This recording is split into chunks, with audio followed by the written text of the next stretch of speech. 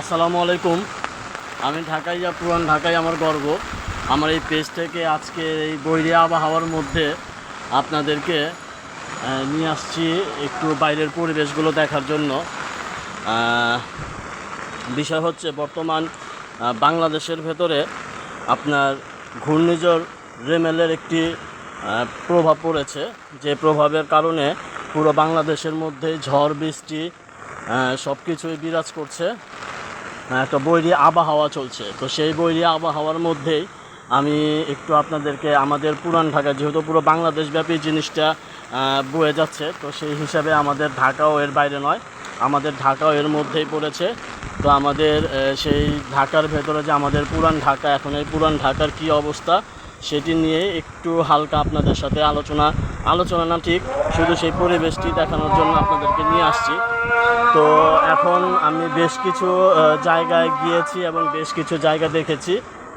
তো সব জায়গার মধ্যেই মোটামুটি হাওয়া বইছে, বাতাস বইছে, বৃষ্টি হচ্ছে, কখনো বৃষ্টি বেশি হচ্ছে, কখনো কম হচ্ছে। তো সব মিলিয়ে আপনার মোটামুটি একটা মৃদু আবহাওয়া বা বৈরী আবহাওয়া চলতেছে। তো এর মধ্যে আমাদের পুরান ঢাকার লালবাগের ভেতরেও আপনার বেশ ভারী বর্ষণও হয়েছে এবং মৃদু বর্ষণ চলতেই আছে। আল্লাহ আমাদের সবাইকে হেফাজত করুন এই ঘূর্ণিঝড় থেকে। আমরা সবাই এই দোয়া করবো ইনশাল্লাহ।